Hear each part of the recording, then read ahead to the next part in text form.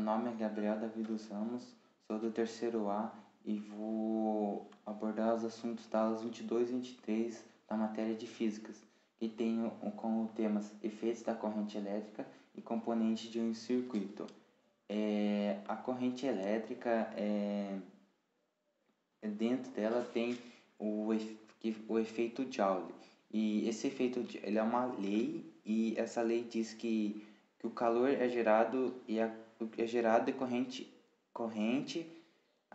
corrente elétrica que passa por um fio condutor no intervalo de tempo, que são diretamente proporcionais nos resistores, que ocorre a transformação de energia em calor.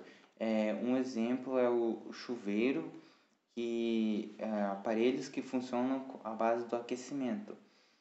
Que a corrente elétrica que atravessa do resistor do chuveiro aumenta a temperatura da água, que depende da resistência elétrica do seu resistor e da potência elétrica do chuveiro.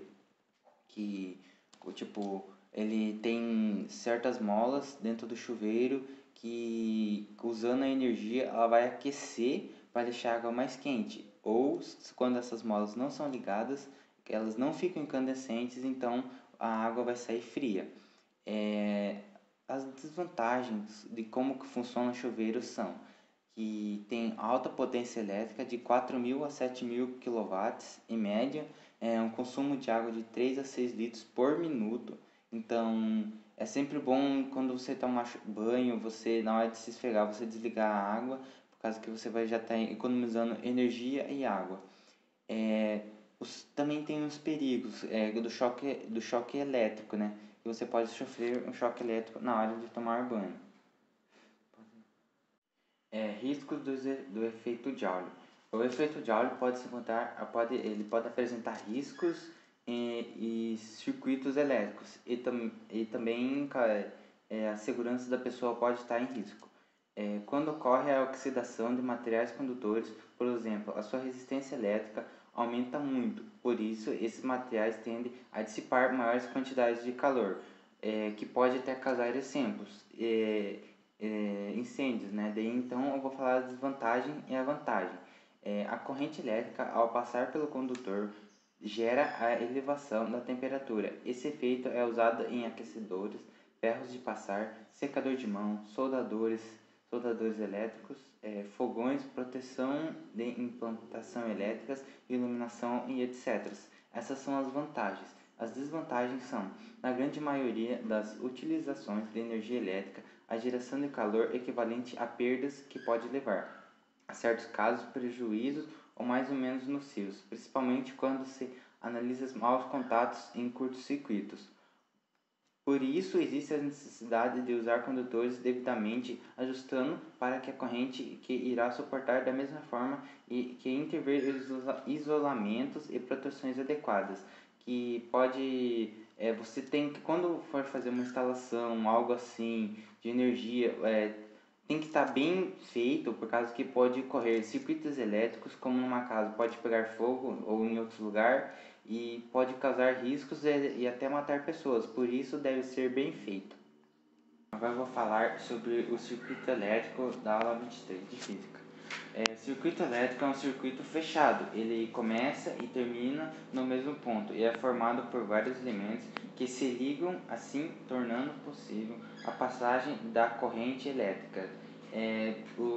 Dentro do circuito elétrico tem os elementos, elementos do circuito elétrico. Aqui os resistores. Os resistores ou resistências são os componentes do circuito elétrico, que eles têm duas funções. Uma delas é converter energia elétrica em térmica, e a outra é alimentar a passagem da corrente elétrica através do controle de voltagem. Agora eu vou falar sobre o circuito elétrico. O circuito elétrico ele é fechado e começa e termina no mesmo ponto, que é formado por vários elementos que se ligam, e assim torna possível a passagem de corrente elétrica. Daí eu vou falar sobre os elementos de um circuito elétrico, que existem 5. Os resistores, capacitores, geradores, condutores e indutores. Agora eu vou falar cada um, especificar cada um. Os resistores ou resistências são os componentes do circuito elétrico, e eles têm duas funções. Uma delas é converter energia elétrica em energia térmica, e a outra é limitar a passagem da corrente elétrica através do controle de voltagem. Os capacitores. Os capacitores ou condensadores são componentes elétricos que armazenam as cargas de energia elétricas. Essas cargas elétricas são utilizadas sempre que haja resistência ou sempre que a passagem da corrente elétrica seja dificultada. Quando tem uma dificuldade da corrente da passagem elétrica, tem os capacitores, como são chamados condensadores também. Os geradores. Os geradores são dispositivos que prolongam a diferença de potencial entre dois corpos e é dessa forma que são capazes de transformar diferentes tipos de energia. Agora, os condutores. Os condutores são os elementos que permitem que as cargas circulem facilmente num circuito elétrico e tenham mais facilidade de circular a energia. Os indutores. Os indutores são os dispositivos que armazenam a energia elétrica, que como fosse uma bateria. Os indutores vão armazenar essa energia. Agora, o circuito elétrico simples. O circuito elétrico simples é que ocorre apenas em um caminho. Por exemplo, é o mais comum da bateria. Nas baterias são sempre os mesmos elétrons que estão circulando, que se não fosse assim, eles conseguiriam receber energia e logo depois de estar fornecido. Circuito elétrico em série. A partir dessa associação, os componentes ligam entre si na mesma sequência ou na mesma direção. Como está em uma imagem que tem um interruptor, tem duas lâmpadas e uma bateria. Então, essas flechas elas seguem uma em outra. Tipo, elas têm aqui um interruptor. Uma flecha vai para cima, que tem as duas lâmpadas, e ela continua até chegar na bateria, que da bateria eu volto para o interruptor. Então, é assim o circuito em série, que ela sempre ocorre na mesma direção.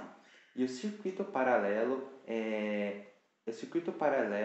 é uma associação onde ocorre a elétrica, que se divide ao longo do circuito. Isso acontece para que haja tensão elétrica constante em todos os pontos. Exemplo disso é um circuito elétrico residencial, onde todas as tomadas existem na casa que tem na mesma intensidade da corrente elétrica. Ou como aqui tem uma imagem que depois eu vou estar colocando no final do vídeo. E tem um interruptor que tem uma flecha para cima, e daí tem duas lâmpadas. Então, daí aqui essa energia vai se dissipar, vai pelos lados, passar pelas lâmpadas e depois voltar numa linha que vai voltar para a pilha e vai voltar para o interruptor. Então, essa é o circuito elétrico paralelo, que tem ela se divide para essas lâmpadas para que acontece essa energia elétrica. Aqui é a imagem do circuito em série e também a imagem do circuito paralelo. As fontes foram tiradas da toda a matéria e os slides do Classroom, das aulas 22 e 23. Obrigado pela atenção.